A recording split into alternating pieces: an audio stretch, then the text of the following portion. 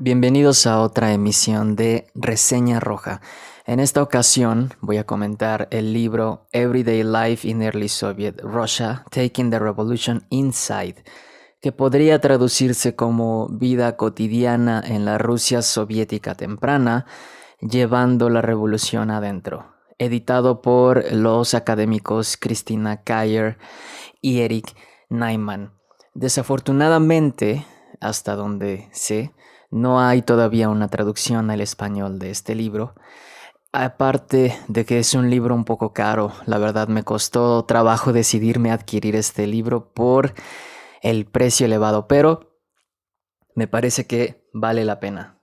Vale la pena porque es un libro que es una ventana hacia diferentes aspectos de la cultura de la vida cotidiana en los primeros años de la revolución, en los primeros años post-revolucionarios en la Rusia soviética, en los primeros años de aquella nación que apenas había nacido en ese entonces. Y bueno, es un libro editado por la editorial de la Universidad de Indiana y es una serie de ensayos, es una colección de ensayos, de 11 ensayos editados y escogidos por la académica Christina Kayer, que es profesora asociada del Departamento de Historia del Arte y Arqueología en la Universidad de Columbia, y por Eric Nyman, profesor asociado de Literatura Comparada y Lenguajes Eslávicos en la Universidad de Berkeley, en California. Ambos pueden ser catalogados como sovietólogos. Me parece que por ahí vi esa etiqueta aplicada a estos académicos que se dedican a estudiar la Unión Soviética. Y ya mencioné en la reseña de Red Plenty de Abundancia Roja que a partir de este nuevo milenio, a partir del año 2000, empieza como que renace un interés por la Unión Soviética y por estudiar la Unión Soviética desde diferentes puntos de vista. Este libro me parece que fue publicado en el 2005, por ahí, 2006. Y otra serie de libros se publicó más o menos por ese año también. Christina Kayer publicó otro libro llamado Imagine No Possessions: The Socialist Objects of Russian Constructivism, que se puede traducir como Imagina un mundo sin posesiones, los objetos socialistas del constructivismo ruso. Y es un libro que trata precisamente sobre el diseño de los objetos para la vida cotidiana que emprendieron los constructivistas en la Rusia soviética. En fin, este libro no contiene una crítica marxista de la Unión Soviética, de la primera década de la Unión Soviética, en el sentido de que no se va a analizar las condiciones económicas, las condiciones de la superestructura para así hacer un análisis de las manifestaciones culturales. Recordemos que la tesis de Marx es que precisamente la superestructura, el modelo económico, determina las relaciones, la naturaleza de las relaciones sociales, la naturaleza de la cultura.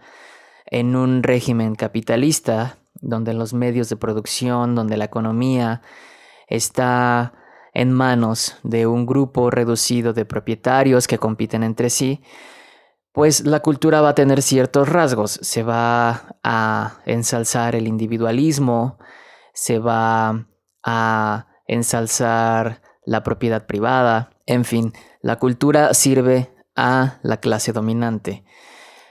Y es curioso entonces lo que sucede en la Unión Soviética cuando se supone que ya la clase dominante es la clase trabajadora. Sin embargo, sabemos que no fue del todo así.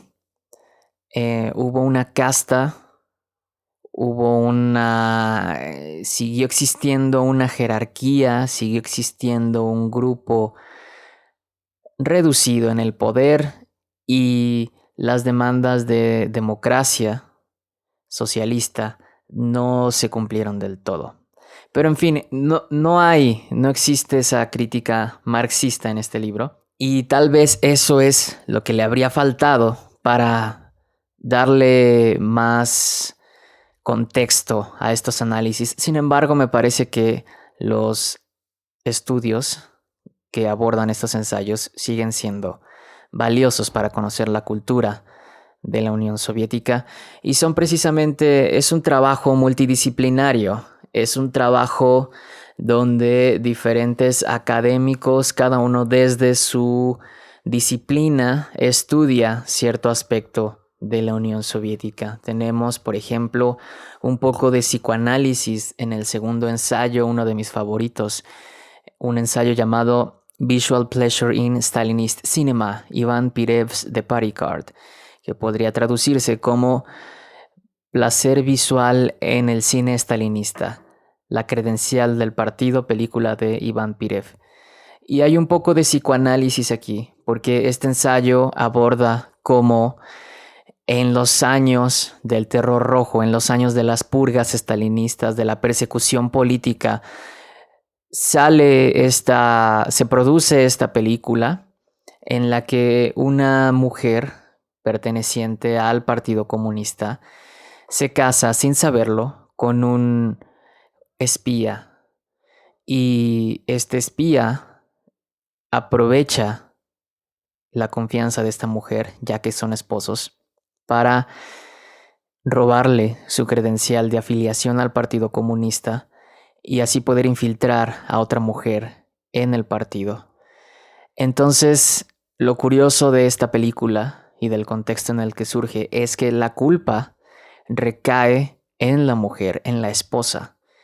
No se culpa tanto al espía, al hombre, al esposo, al impostor, sino que todo el peso de la responsabilidad recae en la mujer. Y eso denota un poco cómo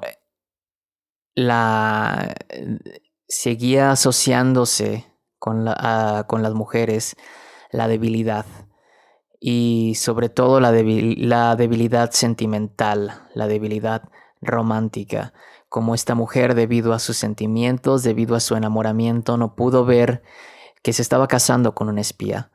Y entonces la autora aquí mete conceptos como sublimación y castración, conceptos psicoanalíticos para dar un examen de cómo esta película de alguna manera era una expresión de las ansiedades de la época, de las ansiedades por la persecución política y del efecto que tuvo en la audiencia. Es curioso porque cuando se exhibió esta película hay reportes de que los miembros de la audiencia decían que al salir de la película revisaban bien sus bolsillos para asegurarse de que su credencial de afiliación al partido seguía ahí con ellos. Entonces, definitivamente esta película despertó ansiedades, pero la autora dice que un mecanismo para apaciguar esas ansiedades fue mover la culpa, trasladarla, desplazarla hacia la mujer, hacia este sujeto considerado más débil, hacia este chivo expiatorio. Entonces es un enfoque muy interesante de una película también muy interesante del cine en la época stalinista. Otro ejemplo es y otro de mis ensayos favoritos es el ensayo número 5, NEP Without NEPmen, Soviet Advertising and the Transition to Socialism. NEP la NEP son siglas que significan New Economic Policy, nueva política económica. y fue una política económica que se adoptó más o menos en la década de los años 20, después de la Primera Guerra Mundial, después del comunismo de guerra. Se abre un espacio, se abre cancha para la iniciativa privada en la Unión Soviética, y entonces se tiene una economía mixta durante un tiempo. Ya no se tiene una economía totalmente planificada, sino que hay lugar para empresas privadas, lo que actualmente llamaríamos pymes, y otras empresas un poquito más grandes. Y a los propietarios de estas empresas privadas se les llamaba NEPmen. Entonces de ahí el título, Soviet Advertising in the Transition to Socialism, publicidad soviética y la transición hacia el socialismo. Y lo que encuentro muy interesante de este análisis sobre la publicidad soviética es cómo los grupos soviéticos trataron de usar las herramientas de la mercadotecnia capitalista para el socialismo. ¿Por qué? Porque tenían que competir con estas empresas privadas que por lo general ofrecían mejores productos, y productos que estaban a mayor alcance de la población, productos que se podían encontrar con mayor facilidad que aquellos productos de las cooperativas o de las empresas paraestatales. Entonces tenían que de alguna manera convencer a la población soviética de que compraran productos no a las empresas privadas, sino a las empresas del Estado o a las cooperativas. Y para eso, pues hicieron uso de las mismas herramientas de persuasión de la mercadotecnia capitalista. Sin embargo, trataron de darle su propio giro, su propio enfoque. La publicidad de estos grupos, sobre todo constructivistas, se basó mucho en hacer énfasis en el carácter de clase de los productos, es decir, hacer un énfasis en que al adquirir los productos de esta cooperativa o de esta empresa estatal, se estaba apoyando la causa del socialismo, se estaba apoyando la causa del bien común para todos. Y entonces empiezan a poner imágenes del campesino en alianza con el obrero, se empiezan a poner imágenes de los propietarios de estos negocios como villanos, se empiezan a caracterizar con rasgos grotescos, con trajes y sombrero, vestidos a la manera burguesa, y se empieza también a jugar con el atractivo de los colores, el diseño gráfico, y se entra en esta competencia no solo ya económica, sino una competencia por el discurso, una competencia por el diseño, una competencia por la publicidad contra una competencia de la comunicación. Y estos personajes tratando de hacer una separación de nuevo entre la mercadotecnia capitalista, que trataba de aprovecharse de la ignorancia de la gente, y su forma de publicidad, de comunicación, le llamaron publicidad constructiva. Un pasaje de la historia que me parece muy interesante y muy ad hoc tal vez a las nuevas luchas que pretenden de alguna forma llegar al público, pero no quieren hacer uso de los mismos esquemas de comunicación de los grandes medios. Muy interesante este tema, un pasaje de la historia que también me parece muy particularmente interesante. Y el resto de los ensayos se va ocupando de otros aspectos. Hay un ensayo, el último, Shaping the Future Race, Regulating the Daily Life of Children in Early Soviet Russia, formando la raza del futuro, regulando la vida cotidiana de los niños en la Rusia soviética temprana. Es un ensayo también donde se compara la educación que los niños empezaron a recibir en cierto momento de la Unión Soviética con la educación que recibían los niños del siglo XIX en Inglaterra, y cómo de alguna forma los mismos valores capitalistas del tener una rutina estricta, de tener el tiempo bien medido, de no holgazanear, de la productividad, todos estos valores inculcados en estas escuelas de la Gran Bretaña de la Revolución Industrial, se adoptan también, paradójicamente, en la Unión Soviética. Pero después vemos que no es tanto una paradoja, porque de alguna forma, y esta es la tesis de todo el libro, la Unión Soviética fue un proyecto paralelo de modernidad, y ese es el objetivo de Christina Kayer y Eric Nyman, el situar a la Unión Soviética, el reclamar su lugar en la narrativa de la modernidad. Porque en las narrativas de la modernidad del siglo XX, del mundo occidental, por lo general se excluye a la Unión Soviética y es siempre este otro que está ahí en la esquina, en un lugar frío, oscuro, donde cae nieve a montones. Es un otro totalitario que existe más allá de las fronteras. Pero estos académicos dicen no, la Unión Soviética y su historia forma una parte crucial de la historia moderna. Fue un proyecto alternativo de modernidad y no es de sorprender entonces que también se adopten los mismos valores, los mismos principios de racionalidad, de eficiencia, de producción, de subjetividad. La subjetividad moderna también, la subjetividad de la autoeducación, de la autosuperación a través del uso de la razón y de la movilidad social. Todo esto también se manifestó en la Unión Soviética, con sus particularidades, por supuesto. La movilidad social no era ya ascender de puesto en puesto en una empresa privada hasta ser el jefe, sino ascender en la burocracia estatal, en tener un puesto cada vez más importante y de mayor prestigio. Y la racionalidad y el aumento de la productividad tenía que ver con aumentar la producción industrial para traer la abundancia para todos, para traer bienes de consumo y servicios para toda la población.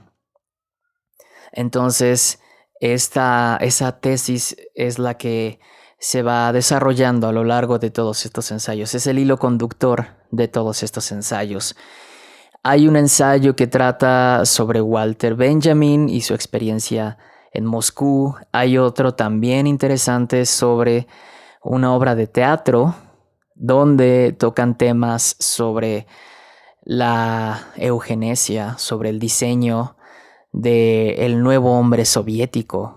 No nada más de qué valores se deben inculcar a los niños para producir un nuevo tipo de ser humano con valores soviéticos, con valores socialistas, sino que hubo ciertos personajes por ahí del partido y de la comunidad académica que incluso llegaron a concebir el diseño biológico, el diseño en laboratorio de el hombre soviético. Un tema interesantísimo que creo que desde Fausto de Goethe ya se habla, la creación, que si podrá el ser humano, gracias a su tecnología, crear vida.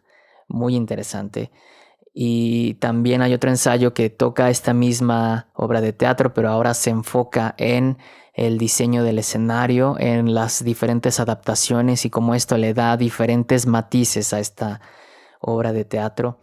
El primer ensayo abre con la historia de una mujer que tiene un pasado que la liga un poco a ciertos sectores burgueses, pero entonces ella hace énfasis en su lado más, su línea familiar que está más en línea con la clase trabajadora, y entonces hace énfasis en que ella misma ha trabajado en tal lugar y en tal lugar, etcétera. Hace este ensayo, se ocupa de hablar cómo las narrativas personales y aquello que se valoraba en la historia de vida de una persona cambia radicalmente después de la revolución, cómo ya se empieza a volver problemático el que uno tenga cierto parentesco con alguien de la clase burguesa, el que uno nunca haya trabajado en su vida o haya tenido un trabajo pues que no involucrara tanto esfuerzo físico, tanta